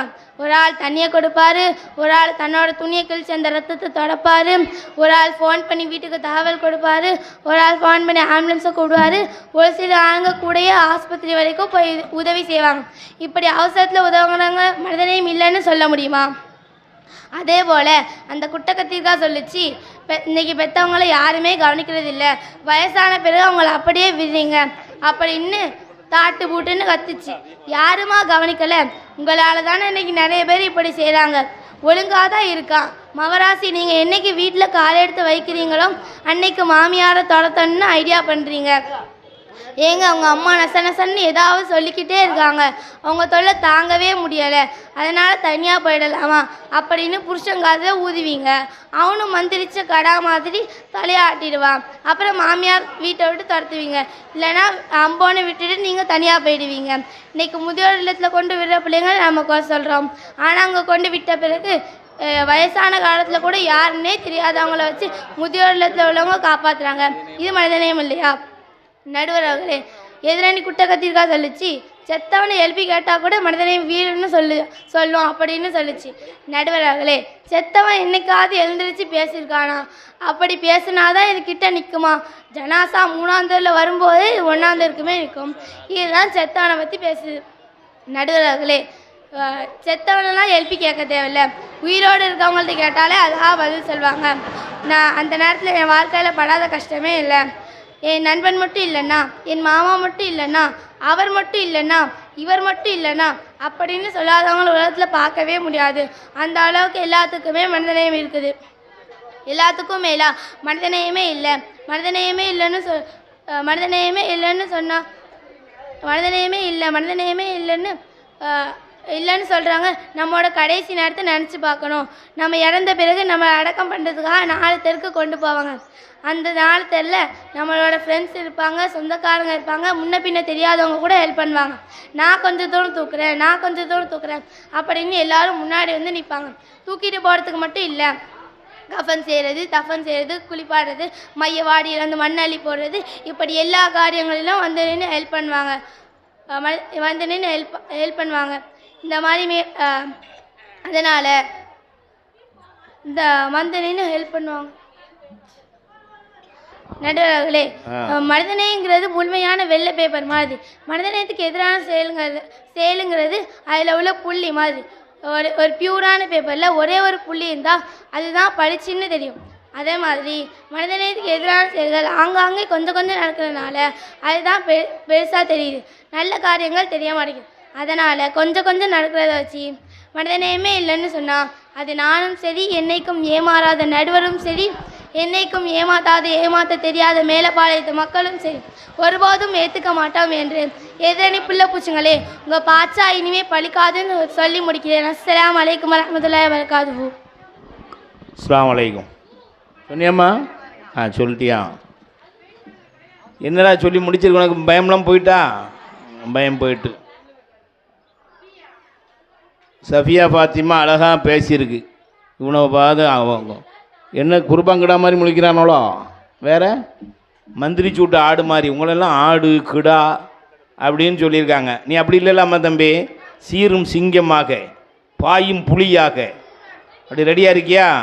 அந்த பிள்ளை சொல்லிச்சு ஆக்சிடெண்ட் ஆகிட்டு எவ்வளோ ரத்தம் கொடுக்குறாங்க, ஆஸ்பத்திரிக்கு தூக்கிட்டு ஓடுறாங்கன்னுலாம் சொல்லிச்சு.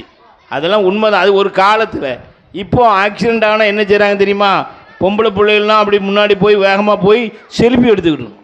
அப்படி அவங்க எங்கே மூக்கில் ரத்தம் வருதா அதில் ரத்தம் வருதான்னு இன்றைக்கி எல்லா இடத்துலையும் படம் பிடிச்சிக்கிட்டு கிடக்கு. ஆக்சிடெண்ட் ஆன இடத்துலையும் கூட கொஞ்சம் கூட இறக்கம் இல்லாமல் செல்ஃபி எடுத்துக்கிட்டு ஃபோட்டோ பிடிச்சிக்கிட்டு இந்த மாதிரி இருக்கிற இடத்துல ஒரு இடத்துல ஒரு ஆக்சிடெண்ட் ஆயிடுச்சு. எல்லாரும் கூடி நின்று வேடிக்கை பார்த்துட்டு இருக்காங்க. ஒருத்தர் மட்டும் ஓடி வந்தார். ரொம்ப வேகமாக ஓடி வந்து கூட்டத்தை அப்படி தள்ளுங்க தள்ளுங்க தள்ளுங்க நவுளுங்க நவுளுங்கன்னு சொல்லிட்டு வேகமாக உள்ளே வந்தார். வேகமாக உள்ளே வந்து அடிபட்டு கிடக்கிற அந்த ஆளை பார்த்துட்டு ஒரு சோடா வாங்கிட்டு வாப்பா, ஒரு சோடா வாங்கிட்டு வான்னு சொன்னார். உடனே ஒருத்தன் பாஞ்சு போய் வேகமாக சோடா வாங்கிட்டு வந்தான். அந்த சோடா வாங்கி முடக்கு முடக்கு முடக்குன்னு அந்த ஆள் குடிச்சிட்டு சொல்கிறாரு, எனக்கு ரத்தத்தை பார்த்தா படப்படப்பாக வந்துடும்ன்றார். பாருங்க, மனிதனையும் அவர் சோடா குடிக்கிறதுக்காண்டி இப்படிலாம் மனிதனையும் வீழ்ந்துக்கிட்டு இருக்கு, வாழல்ல அப்படின்னு சொல்கிறதுக்காக வேண்டி கடைசி பேச்சாளராக முகமது ஜெயினுத்தீன் வர்றார். சீக்கிரம் முடிப்பா, டைம் ஆயிடுச்சு.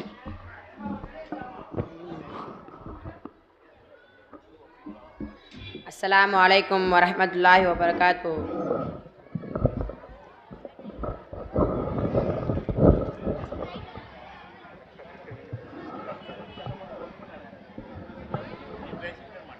அல்ஹம்துலில்லாஹி ரப்பில் ஆலமீன். அஸ்ஸலாத்து வஸ்ஸலாமு அலா சையதினா முஹம்மத் வ அலா ஆலி முஹம்மத் வ ஸஹபி அஜ்மாயின். அம்மா பாத்.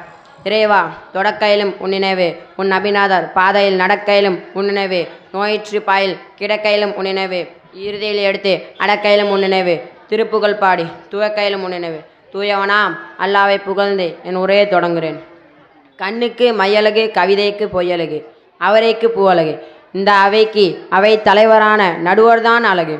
அன்பான நடுவர் அவர்களே, சத்தியத்தை சத்தமாக பேச அமைந்திருக்கும் சத்தியமாந்தர் ஃபயாஸ் அவர்களே, எடக்கம் மணக்கா குண்டம் மண்டகன் உழைட்டு போன எதிரணி ஆனாயினாக்களே, மூவண்ணா ஈனாவுக்கு என்ன அர்த்தம் உங்களுக்கு புரிஞ்ச மாதிரி அவங்களுக்கும் புரிஞ்சிருக்கும்னு நினைக்கிறேன். மற்றும் இந்த நிகழ்ச்சியை அவளோடு பார்த்திருக்கும் உங்கள் அனைவருக்கும் என் சலாம் கூறி என் வாதத்திற்கு வருகிறேன். அஸ்ஸலாமு அலைக்கும் வரஹ்மத்துல்லாஹி வபரகாத்துஹு. நடுவர் அவர்களே, இந்த எதிரணி ஆனாயினாக்கள் எங்களை பார்த்து புள்ள பூச்சிங்க, எல்கேஜி பிள்ளைங்க அப்படி இப்படின்னு சொன்னாங்க. நடுவர் அவர்களே, கடுகு சிரித்தாலும் காரம் குறையாதுன்னு சொல்லுவாங்க. நாங்கள் கடுகு மாதிரி பார்க்க சின்னதாக இருப்போம், ஆனால் எங்கள் காரசாரமான பேச்சுக்கணிங்க நீங்கள் தாங்க மாட்டேங்குங்க. பார்த்துக்கோங்க. முதல்ல காரசாரமாக பேச ஆரம்பித்தா ஒருத்தரும் தாங்க மாட்டீங்கன்னு மிரட்டுறான்.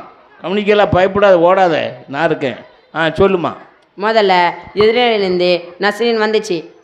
அவளால் எவ்வளோ முடியுமோ அவ்வளோ வளர்ட்டு போச்சு. இப்போ நான் பேசுகிறத பார்த்து அது மேடையில் இருக்குமா இருக்காதது சந்தேகம்தான். சுனாமி வந்துச்சு, எல்லாரும் உதவி செஞ்சாங்க, இதெல்லாம் மனிதநேயம் அப்படி நஸ்ரீன் சொல்லிட்டு போச்சு. நடுவர் அவர்களே, இந்த சுனாமியோட ஒரு பக்கத்தை மட்டும் தான் இவங்க பார்த்துருப்பாங்கன்னு நினைக்கிறேன். இன்னொரு பக்கம் என்னன்னு தெரியுமா? இவங்கள மாதிரி மனிதநேயம் இல்லாதவங்க சுனாமியில் சிக்கி இறந்து போனாங்க. அவங்களோட நகைகளை நிறைய பேர் திருடுனாங்க. மோதிரம் வரலன்னு விரலையே வெட்டி எடுத்தாங்க. வசூலிக்கப்பட்ட பணத்தை பாதிக்கப்பட்டவங்க கொடுக்காம சுருட்டி பாக்கெட்டில் வச்சாங்க. இந்த மாதிரி எக்கச்சக்கமான அநியாயங்கள் இருந்துச்சு. இதுக்கு பேர் தான் மனிதநேயமா? அடுத்து பாலஸ்தீன மக்களுக்காக குரல் கொடுத்தாங்க, ஆர்ப்பாட்டம் செஞ்சாங்க. இந்த மாதிரி அநியாயங்களுக்கு குரல் கொடுக்குறவங்க இல்லையான்னு கேட்டுச்சு. நடுவர் அவர்களே, இந்த மாதிரி ஆர்ப்பாட்டங்களையும் போராட்டங்களையும் மன தூய்மையோடு செய்கிறவங்க எத்தனை பேர்? தாங்கட்சிக்கு நல்ல பேர் கிடைக்கணும், தாங்கட்சி யாரும் தப்பாக நினைக்கக்கூடாது அப்படின்னு நினைக்கிறவங்க தான் அதிகம். இதில் சுயநலம் தான் இருக்குதே தவிர மனிதநேயம் எங்கே இருக்குது? நடுவர் அவர்களே, சும்மா மைக் கிடச்சிதுன்னு பைக்கை வந்தபடியெல்லாம் அடிச்சு விடக்கூடாது. அதையும் கேட்குறதுக்கு எங்கள் நடுவர் அங்கே மாதிரி ஒன்றும் ஆனாயின்னு நினச்சிக்காதீங்க. அவர் அறிவு சுரங்கம், புத்தியின் சிகரம். அவங்கள அவ்வளோ ஈஸியான ஆனா சூனான்னு சொல்லு, ஆனா ஈனான்னு சொல்லாமல் ஆனா சூனா, அறிவு சுரங்கம் அப்படி சொல்லு.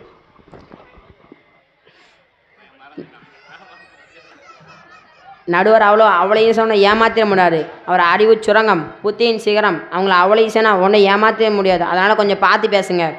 அடுத்து நம்ம சஃபியா வந்துச்சு. இவங்கெல்லாம் தெளிவு இல்லாமல் இருக்காங்க, இவங்க மேலே கொஞ்சம் ஓதி பார்க்கணும், தண்ணி தெளிக்கணும் அப்படின்னு சொல்லிச்சு. நடுவர் அவர்களே, முதல்ல அவங்க மேலே தான் தண்ணி தெளிக்கணும். ஏன்னு கேட்குறீங்களா? அவளாச்சும் வந்து அதை கருத்து சொல்லுவான்னு பார்த்தா வானம் பெருசு தான், பூமி பெருசு தான், அதுக்கு மேலேயும் நட்பு பெருசு தான் அப்படின்னு ஒரு பாட்டை படித்து நீங்கள் படித்ததெல்லாம் ஓல்டு, இது தான் கோல்டு அப்படின்னு சொல்லுவது நடுவர் அவர்களே. ஏன்னா பாட்டு மன்றமாக நடக்குது, பட்டிமன்றம் தானே நடக்குது. அவள் பாட்டுக்கு வந்து பாட்டு படிச்சுட்டு போகிறா. ஒரு வேளை அவள் இதை பாட்டு மன்றமாக நினச்சிட்டான்னு நினைக்கிறேன். ஒருத்தன் மெட்ராஸில் திருவல்லிக்கேணிக்கு பஸ் ஏறது பதிலாக திருநெல்வேலிக்கு பஸ் ஏறிட்டானா. ஏறிட்டு திருன்னு முடிச்சானா. அந்த கதையிலையா இருக்குது நம்ம சஃபியாக்கா கதை. விபத்தில் ஒரு ஆளுக்கு அடிபட்டுட்டா அவசரம் காப்பாற்றுறது இல்லையா, முதலுதவி பண்ணுறது இல்லையா அப்படின்னு கேட்டுச்சு. நடுவர் அவர்களே, அந்த இடத்துல நின்று ஃபோன் பண்ணி கூப்பிட்றவங்கள எங்களை மாதிரி 2 பேர் தான். ஆனால் அதை நின்று வேடிக்கை பார்க்குறவங்கள எங்களை மாதிரி 100 பேர். இந்த உலகத்தில் எல்லா இனமும் தான் இனத்துக்கு ஏதாவது ஆபத்துனா உடனே வந்து உதவி செய்யும். ஆனால் இவங்க அதை நின்று ஃபோட்டோ பிடிப்பாங்க. ஒரு காக்கா கூட இன்னொரு காக்காக்கு ஏதோ ஆபத்து நடந்துச்சுன்னா காக்கான்னு குவி தான் இனத்தையே கூட்டும். ஆனால் அந்த உலகத்தில் யாருக்காச்சும் ஏதோ ஆபத்து நடந்தால் அதை நின்று ஃபோட்டோ பிடிக்கும் இந்த மனுஷங்க மட்டும்தான். இங்கே எங்கே மனிதனையும் வாழுது நடுவர் அவர்களே. ஒருத்தன் ஆற்றுல ஒரு தற்கொலை செய்ய முயற்சி செஞ்சானா. அதை பார்த்தா இன்னொருத்தன், டேய் இந்த கடுமையான குருளை ஏன்டா ஆற்றுல வந்து சாவுற, அதுக்கு நீ வீட்டில் போய் வசதி கொடுத்து சாவுடா அப்படின்னு சொன்னானா. இதான் மனிதநேயமா? இன்றைக்கி பெற்றவங்கள அம்மோன்னு விடுறதுக்கு நாங்கள் தான் காரணமா? நாங்கள் சொன்னோன்னே இவங்க மந்திரிச்சு பண்ண ஆட்டு மாதிரி தலையை ஆட்டுவாங்களா? நான் கேட்குறேன், நாங்கள் அப்படின்னு சொன்னால் உங்களுக்கு எங்கே போச்சு புத்தி? நீங்கள் புத்தி இல்லாமல் நடந்துக்கிட்டு எங்களே குறை சொல்ல வந்துட்டீங்க. அதே போல் ஒரு நேரத்தில் எல்லோரும் சொல்லுவாங்களாம், என் மாமா இல்லைனா, என் நண்பை இல்லைனா, அவன் இல்லைனா, இவன் இல்லைனா நீங்கள் எனக்கு பார்த்துருக்கவே முடியாது அப்படின்னு அளந்து விட்டு போச்சு. நடுவர் அவர்களே, இந்த மாதிரி சொல்கிறவங்க அதிகமாக இல்லைனா படுவாய் பையன் இப்படி பண்ணிட்டானே, படுவாய் பையனை ஏமாற்றிட்டானே, படுவாய் பையனை மோசம் பண்ணிட்டானே இப்படின்னு புலம்புறவங்க அதிகமாக. புலம்புறவங்க தானே அதிகம். இங்கே எங்கே மனிதனையும் வாழுது நடுவர் அவர்களே. அது மட்டும் இல்லாமல் என் சகோதரன் பயா சொன்ன மாதிரி இன்றைக்கி எல்லாத்துக்குமே சுயநலம் தான் அதிகமாகிறது. எல்லாரும் தன்னை பற்றி தான் யோசிக்கிறாங்கவே தவிர மற்றவங்கள பற்றி கொஞ்சம் யோசிச்சு கூட பார்க்குறது இல்லை. சரிப்பா, முடிச்சிரு இன்ஷா அல்லாஹ், முடிச்சிரு.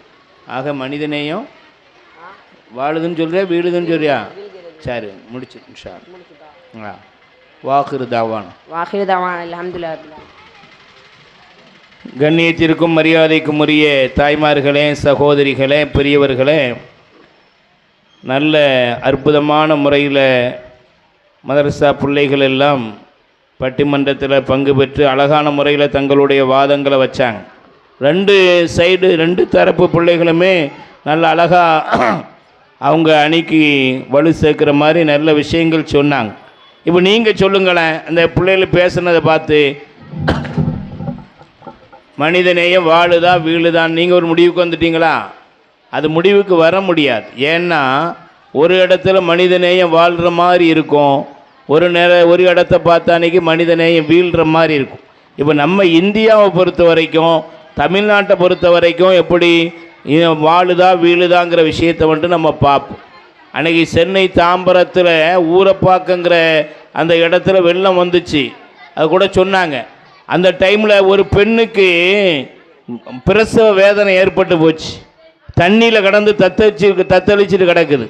அப்போ யார், ஒரு 28 வயசு யூனுஸுங்கிற ஒரு ஆள் வந்து நம்ம முஸ்லீம் பையன்தான் போய் அவன் தண்ணியில் தத்தளித்து போய் அந்த கர்ப்பிணி பெண்ணை அழைச்சிட்டு வந்து ஆஸ்பத்திரியில் சரியான நேரத்தில் கொண்டு வந்து சேர்த்து சுகமான முறையில் பிரசவம் பிறந்துச்சு, குழந்தை பிறந்துச்சு, பெண் குழந்தை பிறந்துச்சு.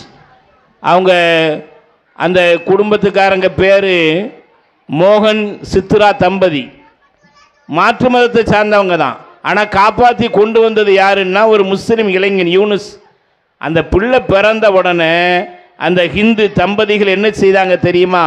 தாம் ஹிந்து பொம்பளை பிள்ளைக்கு யூனுஸ்னு பேர் வச்சாங்க. அவங்க மதத்தை பார்க்கல, ஆனா பெண்ணான்னு கூட பார்க்கல, பொம்பளை பிள்ளைக்கு யூனுஸ்னு பேர் வச்சாங்க. ஏன்? மனித நேயத்தோடு அந்த யூனுஸ் தான் என் பிள்ளையை காப்பாற்றினா, அதனால தான் குழந்தை பிறந்துச்சு. அந்த மனித நேயம் என் பிள்ளையை பார்க்கும்போதெல்லாம் கூப்பிடும் போதெல்லாம் எங்களுக்கு ஞாபகம் வரணும்னு சொல்லி அந்த சித்ரா மோகன் தம்பதி வந்து தான் பொம்பளை பிள்ளைக்கு யூனுஸ்னு பேர் வச்சாங்க. இது எவ்வளோ பெரிய விஷயம் பாருங்கள். நம்ம தமிழ்நாட்டை பொறுத்த வரைக்கும், ஏன் இந்தியாவிலேயே நம்ம முஸ்லிம்கள் மனித நேயம் ஜாஸ்தியாக உள்ளவர்களாகத்தான் வாழ்கிறாங்க, மற்றவங்கள்ட்டையும் இருக்கத்தான் செய்யுது. இதே மாதிரி வெள்ளத்தில் ஒரு போலீஸ்காரர் சொல்கிறாரு, எங்கள் பாட்டி இறந்துட்டாங்க, அவர் கிறிஸ்டின், அவர் சொல்கிறாரு என் பாட்டியை கொண்டு அடக்கம் பண்ணணும், யாரும் வரமாட்டுக்காங்க, தண்ணியில் போயிடுவோமோ செத்து போயிடுவோமோன்னு வெள்ளத்தில் மூத்தாயிருவோமோன்னு பயந்து யாருமே வரல. ஒரு முஸ்லீம் இளைஞர்கள் தான் வந்தாங்க, சந்தூக்கை தூக்கிட்டு போனாங்க, 2 கிலோமீட்டர் அப்படி தண்ணியிலேயே நடந்து வெள்ளத்தை தான் உயிரை பணையம் வச்சு அதை பொருட்படுத்தாம அப்படியே கொண்டு போய் நீண்ட தூரம் கொண்டு போய் என் பாட்டியை அடக்குனாங்க. அந்த முஸ்லிம்களுடைய மனித நேயத்திற்கு எல்லையே இல்லைன்னு சொல்லி ஒரு கிறிஸ்டின் போலீஸ் சொல்றார். ஆபத்தான காலத்தில் எல்லாமே நம்ம முஸ்லிம்கள் எல்லோருக்குமே உதவுறாங்க. உண்மையான மனித நேயத்தினுடைய உருவமாக நம்ம முஸ்லிம்கள் இளைஞர்கள் திகழ்கிறாங்க. எல்லா ஊர்லேயும் அப்படித்தான் நடக்குது. அது நம்ம தமிழ்நாட்டில் இந்தியாவில் மக்கள்கிட்ட மனிதநேயம் அதிகமாக இருக்கத்தான் செய்யுது. பாருங்கள், டெல்லியில் இந்த கொரோனா வந்த நேரத்தில் எல்லாரும் மாஸ்க் போட்டாங்க. நீங்கள் பள்ளிவாசல் மாஸ்க்குக்கு போகிறா இருந்தாலும் மாஸ்க் போட்டு தான் வரணும்னு சொன்னாங்க. அந்த அளவுக்கு யாரும் வீட்டை விட்டு வெளியே வராமல் இருந்தாங்க. அந்த கொரோனா பேஷண்ட்டுகளை கவனிக்க ஆளே கிடையாது. டெல்லியில் டாக்டர் அனீஸுங்கிற ஒருத்தர் அவர் உயிரை பணையம் வச்சு கொரோனா நோயாளிகளுக்கு சிகிச்சை செய்தார். அப்படியே அவர் மௌத்தாயிட்டார். அவருக்கு கொரோனா மௌத்தாயிட்டார். தான் உயிரை பொருட்படுத்தாம மனித நேயத்தோட சிகிச்சை செய்து அந்த டாக்டர் அனீஸுங்கிறவர் மௌத்தாயிட்டார். அதனால் கவர்மெண்ட்டு அவருக்கு 1 கோடி ரூபாய் கொடுத்தாங்க. அதையும் அவர் வாங்க மறுத்துட்டார் அவங்க வாப்பாக்கார். ஆக மொத்தத்தில் மற்ற இடங்களில் எப்படியோ நம்ம தமிழ்நாட்டை பொறுத்த வரைக்கும் மனிதநேயம் வாழத்தான் செய்கிறது. இப்போ சிக்கந்தர் மலையில் திருப்பரங்குன்றத்தில் அந்த இது தர்காவை அது யாருன்னு சொன்னால் கோயிலை இடிக்க வந்தவர்னு எச் ராஜா சொன்னார். ஆனால் மற்ற இந்துக்கள்லாம் சொல்கிறாங்க இது எங்களுக்கு பிரியமான தர்கா, நாங்கள் முஸ்லீம்களோட அண்ணன் தம்பியாக பழகிறோம், அக்கா தங்கச்சியாக இருக்கிறோன்னு சொல்லி மற்ற மத மக்களும் சேர்த்துக்கிறாங்க. ஆக எல்லாவற்றையும் வச்சு பார்க்கும்போது இன்றைய காலத்தில் மனிதநேயம் வாழ்கிறதே வாழ்கிறதே வாழ்கிறதே என்று கூறி என்னுடைய உரையை முடித்துக் கொள்கிறேன். வாஹிரு தஅவாஹும் அனில் ஹம்துலில்லாஹி ரப்பில் ஆலமீன். அஸ்ஸலாமு அலைக்கும் வரஹ்மத்துல்லாஹி வபரகாத்துஹு.